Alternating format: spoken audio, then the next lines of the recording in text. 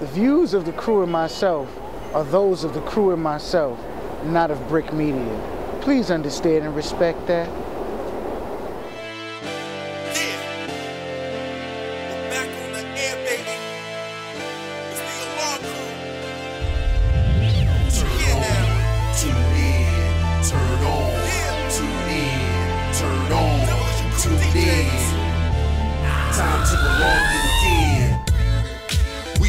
You need us, we pump testosterone through your speakers. Just some old-fashioned ignorance every episode, so log on and listen in. The Demolition Crew proudly presents you a show that might make you laugh or offend you. Either way, don't touch that dial. We're about to give you real talk barbershop style. Without delay, let's get this show underway. I'm Charlie Biggs, the man that people love to hate. I got the crew with me, Miss O making these moves with me, GLS acting a fool with me. On the boards, the voice of a reason. Mr. L, we going off the deep end. The only team that keep it hotter than charcoal. You are now tuned in, it's the Alarm Show. Tune in, turn on, tune in, turn on, tune in. Yes indeed, time to alarm you again. Let's go. Are we on the air? Yeah. Are we on the air? Yeah. Are we on the air? Oh yeah. I said, are we on the air? Let's go.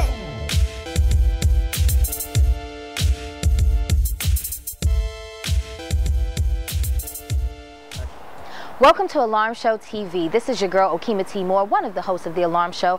And in this episode, we're a little serious this time. We want to give you a little bit of our feelings and concerns regarding the decision in Ferguson. But we also want to invite you to dialogue with us on Twitter @AlarmedShow and let us know how you feel, the things that you're feeling, thinking, wondering, and maybe some solutions that you have. We thanks for joining us and stay tuned. Do not change your browsers. So my initial response to the Ferguson decision, tears. When I first heard the decision, I was in rehearsals, working on a new film, and we were releasing our actors. We had just finished rehearsal, and my mother texted me and told me that the grand jury decided not to indict. And I sat stark still first, and then I just cried. Was trying not to be biased. I wanted to assume that there was some information that I didn't know. Nothing than what I thought it didn't turn out any different than I thought it would. I figured that he wouldn't be indicted. These type of things happen all the time. There's never really any injustice. There's never really any justice for any of the young men that are caught in these situations.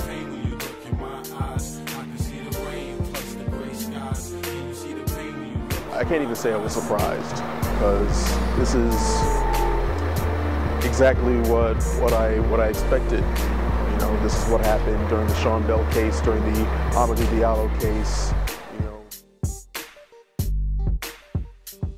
The world we live in.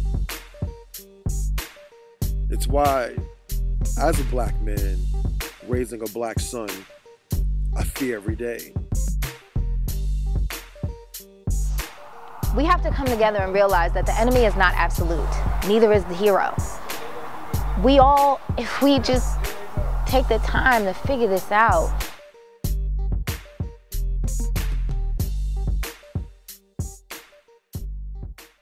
I think it's more of a political conversation or a political stance than anything else. You can't have police going to jail for policing neighborhoods. I mean, what type of message would that send to actual criminals or people who live in these neighborhoods? You need to have them understand that there will be a swift and hard repercussion if there's any idea or any thought that there's any criminality happening in any neighborhood, and they need the people of those neighborhoods to understand that. So that's kind of how it was, and that's kind of how it is, and I don't expect that there's going to be anything different in any situation like this. So I wasn't surprised at all. But it wasn't just like that Glory Denzel single tear. I began to wail, to literally bawl And my friends were so taken aback by my response. I have a 16-year-old black brother. I have a 6-year-old godson, a 5-year-old little boy who's like my godson, and so many other young black boys and young black men that I interact with, mentor, teach, work with, love. And all I could think of is, what do I tell them? What do I tell them when their life seemingly is worth less than that of a canine? And all I could do was weep. And after I wept, I got myself together, still emotions everywhere, and I wrote. And if you want to know what I wrote, you can check out alarmshow.com and see my piece. It's unedited, it's pretty raw, it's very real emotion for me, but that's all I could think of to do at that moment, was weep and then act. And for me, acting was writing. You see, I woke up like this, but not flawless, made of full of flaws, but I also woke up with black skin. And I was having this conversation with a friend of mine, a white friend of mine, as we were sitting eating some iced tea, and we was talking about how each of us grew up. And see, the funny thing is, his birthday is like 5 days before mine. We're about to turn the same age. And I was telling him how I grew up without my father in my house, fearing the streets, fearing the cops, fearing that I won't make it another day. And he talked about how he grew up owning the world. And that one day he realized he, as a white male, can do just about anything. Won't get arrested for it, won't get approached about it, whereas me, I'll be locked up right now.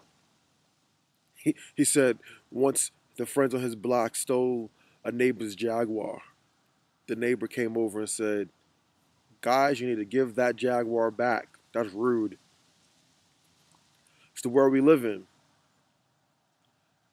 It's why, as a black man raising a black son, I fear every day. Case, you know, pretty much every case involving young black men and police officers, it pretty much ended exactly this way. So I can't even say that I was shocked. And that's a pretty sad thing.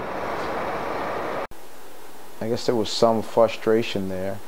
So it triggered me to dig more, because, you know, you hear all the details, got all the details from the news and the media, and I've been hesitant to go online and dig and do research to find out what real facts are, what all the other people are saying, because, you know, this news has just kind of been thrown at me just like it was to everyone else, I feel.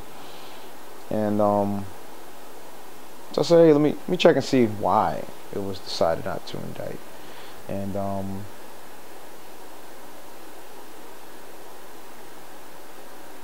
I found some information about the prosecutor who was responsible for bringing the evidence to the grand jury to make this decision.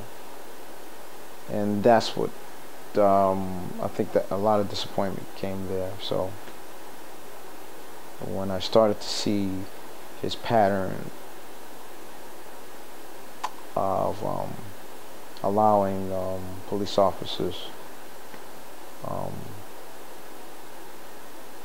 to not be indicted for overstepping the boundaries in law enforcement.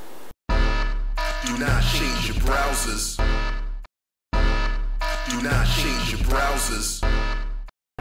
This is Gerard Kersey from That Suits You, and you're watching Alarm Show TV.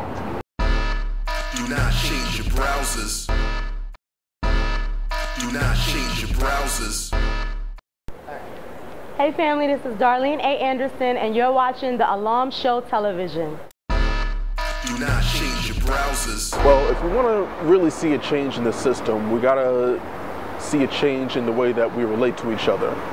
Now, I don't think that the people in power will ever see the black community as something to be taken seriously until we start to take each other seriously. And one of the things that we need to start doing is actually getting to know each other. You know, the community is not the same that it was anymore. You know, everybody just kind of stays in their own little bubble and they don't really interact with each other. You know, a lot of folks don't even know who their neighbors are, let alone like their elected officials or, you know, people who can really enact some change in their communities and in their neighborhoods. So one of the things that we really need to start doing is coming together as a community, really getting to know each other and starting to look out for each other. Because if we don't look out for each other, then we can't really command any real power and affect some change in our neighborhoods. Next steps. Well, community, and I'm not just talking to my people of color, I'm talking to the community of the world, because this has now become not just a community of color issue, it's become a world issue.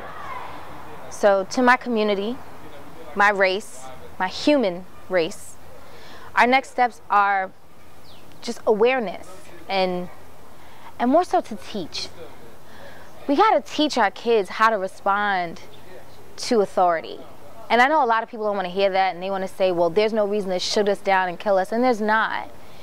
There's not. If someone's life is not immediately in danger, there is not.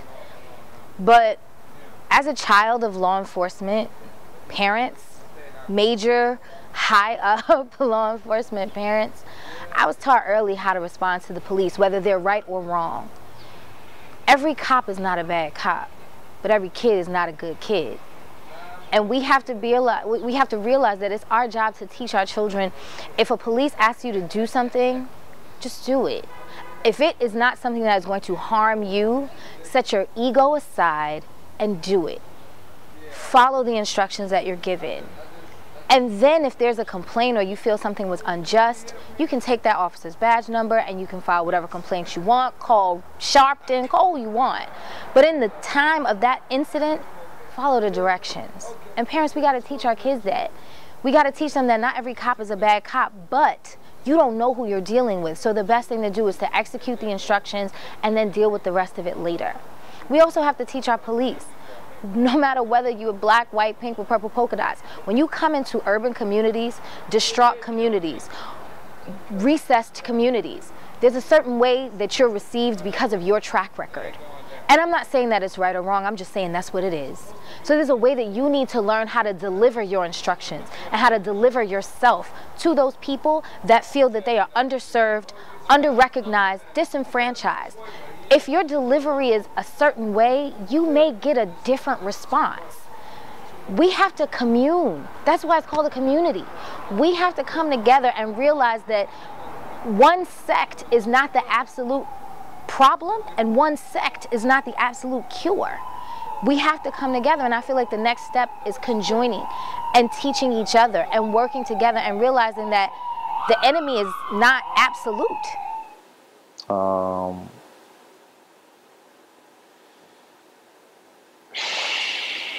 When I say develop, I mean try to evolve the way we think.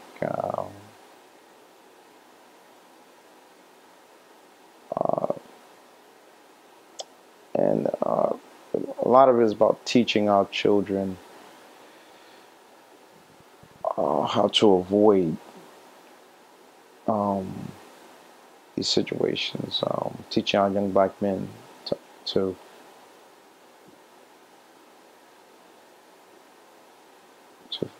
live today so that we can protest for what we think is right tomorrow. And I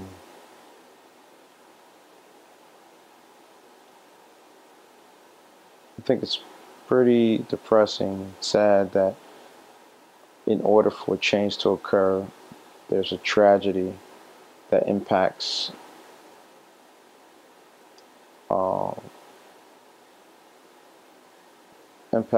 close family and relatives of victims, that they have to live with that change in their life. And you know, while months down the line we have moved on to other cases and other incidents that might ignite more protests and more requests for change, those directly affected are the loved ones and direct family members and the direct friends of the victim. And that's where my empathy lies, because we should figure out how to make these changes, you know, without a tragedy that creates a victim losing a life. And it doesn't seem like that's happening. And I think we can develop to that point. And it's just it's a matter of how. Do not change your browsers. You can follow the conversation on Twitter, Instagram, and Facebook. Tune in and tell us how you feel about things. Do not change your browsers. I can't dress comfortably like this every day. See, you see me right now, post-Thanksgiving, vacation, but most of the times when you see me in my natural environment at my job, the beard's cut off, the suit and tie is on. And that's not only just the requirement for the job, but for a black man, it's a requirement to stay alive. But I learned all this because I learned how to perform in this world. And I think, unfortunately, a lot of us have not figured out how to perform and how to create a new person of ourselves in different environments. And I'm not placing any blame on anybody here, but it is the fact that the world is a dangerous place, and we have to learn how to play in this field, play in this dangerous game, teach our children how to play in this game, teach our communities how to play in this game in order for us to get somewhere. We're not going to be able to fight the power in the same ways. The world is new. The world's changed, and we have to change with it and figure out new tools to come together. See, that's why I work at a place called the All-Stars Project, where my co-founder, Dr. Falani, has built a partnership with the police department in order to figure out new ways that we can bring people together, new ways that we can have new conversations and support it. I work at the All-Stars Project, where a black man like me can live in Dallas and create new possibilities with my white counterparts, white business people, with young black people from the poor communities, and they come together and create harmony, not destruction. You see, the thing about violence and some of the violence that's been taking place down in Ferguson or across the country for many, many years after incidents like this happen, once you start violence, you can't stop violence. And it's hard to go back from there. And another pet peeve of mine is the media sensationalizes violence. They want to see young black men, young black women out in the streets acting a fool. They want to put that up on the news cycle. They want to call it rioting. They want to call it looting. I want organization. I want organized, old school marches. See, I've been conflicted about how we protest, because a lot of us took to the streets, a lot of us protested, we walked, and then what happens months later, it's all the same again. Some of us get complacent, some of us don't know what to do. But I grew up believing that together, masses of people can change things. So we need to come together. That's how we're going to change things. But we need an old school, old fashioned type of protest, old school fashion type of march with leadership. We have to have leadership. Someone has to be out there who wants to take the tote, carry the line, and march forward for us, with us, and not just for political reasons, not just because the news cycle is hot right now. When the cameras are not on, When the cameras are far away and off covering something else is going to happen. Someone still have to be fighting inside, and we still have to be fighting with them. Peacefully, without the violence. So those are my next steps. Old school fashion protests, some real leadership. And then figure out how we can bring all different types of people together. Because in this new world, that's the only way it's going to happen. It's the only way that when I wake up, somebody else is going to respect this black skin. This is Twiz, the RL. I'm out. And there's a lack of accountability.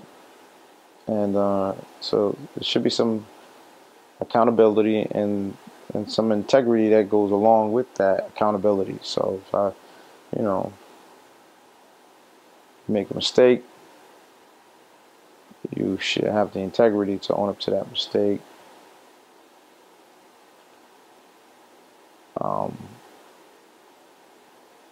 And not hide behind them.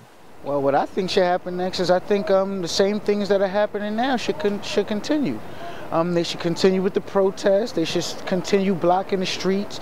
They should continue keeping the stores shut down. That's the only way that they're actually going to have their stance respected, to take a financial position on this, take a monetary position on this. Like, there won't be any money made until until our demands are met. And they should continue that until everybody's tired. They should block all these Christmas sales. They should block every doorway in every store. They should block every highway, every toll booth. They should make sure that no money is being made anywhere until they get the response that they need in the towns where they need them. And that's not only should happen in Ferguson, Missouri, that should happen all over the country. Every time that one of these situations actually arises. That's how I feel. That's what I feel should continue. Do not change your browsers. Hey, this is actor Stephen Cofield Jr. of Love ? I'm hanging out with the Alarm Show crew on Alarm Show TV. Do not change your browsers. Do not change your browsers. Yo, this your boy Justin the Joker Hits One, and you're watching Alarm Show TV. Holla. Do not change your browsers. Hey, I just wanted to let you know that I really appreciate that you sat with us for this 28 minutes while we talked about how we feel, and we really appreciate that you even reached out to us and let us know how you feel. But I think we should keep the conversation going, and in order to do that, I want to invite you to hang out with us every Sunday at live.alarmshow.com. That's online, live.alarmshow.com, or you can watch us at tv.alarmshow.com, so that we can talk more about this stuff, so we can kind of really gather what all of our minds are thinking and learn how to heal through conversation. That's what Alarm Show do. We heal through conversation, and a lot of it is in laughter. And hang out with us. So every Sunday, 1 p.m. Eastern Standard Time is when we go live. So make sure you log on your computer, log on from your mobile phone. You can log on to warcastradio.com, or you can just find us on Brick Media channels. Do not change your browsers. You can follow us on Twitter at Alarm Show, and make sure you let us know what you feel about it too. We love to hear your comments, questions, concerns, and solutions. Thanks, guys. Do not change your browsers.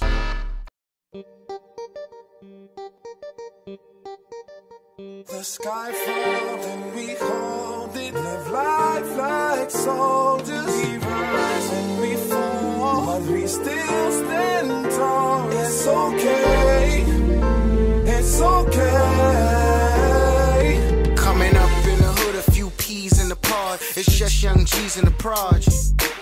Chicken head, skelly tops, and model cars turn to yellow tops, models, and cars.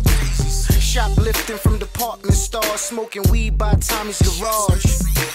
Eventually we had to choose our course, cause when we come from times it's hard. Some got lost trying to find our way, confined to a cage or just resting in graves. I hope that in death you finally find that peace that some of us never find in our lives. This is for the homies that never made it home. I shed tattooed tears for when I'm alone. I stand a man's torn, but I have to be strong, so I use you as my strength to carry on. I can see the rain plus the gray skies. Can you see the pain when you look in my eyes? I can see the rain plus the gray skies. Can you see the pain when you look in my eyes? Wish I could bring it back to me. Wishing this was all a dream. But if this was all a dream, why you not here with me? I'm in the club, pouring out liquor, sharing tears while I pray, rest in peace, my Bigger Troy Mario, why I had to go. Never be forgotten, we know y'all souls still flow. Summertime missing y'all, the summer's so cold. Wish the world can just magically froze. Rewind back in time when we was just magging, bagging hella. Damn, I miss that. Life is a Mother Nature is the captain, which violence can't stop. On some car crash, sad this, that ain't gonna happen. Niggas gonna realize life worth living. Black on black crime, most of gun killing. Some of mistakes, man, I finna catch feelings. Keep your head up to the mother that lost the young one. Just know they somewhere safe and sound. SIP. I can see the rain plus the gray skies. Can you see the pain when you look in my eyes? I can see the rain plus the gray skies. Can you see the pain when you look in my eyes? Wish I could bring it back to me. Wishing this was all a dream. But if this was all a dream, why you not here with me? Too often, stuck for the chain sporting. Sweet price of fame came with a coffin. Child abortion, things I seen often. Moms had a dream, seen Jesus walking. Yeah, spots we sold coke in. Train of thought so fast you need tokens. Rosary beads for those who departed. Walls tagged up with magic markers. Round the way, tow ratchets every day. Put out blunts, throw ashes in your face. Nice with the hands like caches for the clay. Out of town cats, get down the lay. Dudes be betting, main cause of drama. Chicken head, best friend, baby father. Rest in peace, Ron. Black June from Howard. And all the lives we lost in the tower. I can see the rain plus the gray skies. Can you see the pain when you look in my eyes? I can see the rain plus the gray skies. Can you see the pain when you look in my eyes? Wish I could bring it back to me. Wishing this was all a dream. But if this was all a dream, why you not here with me?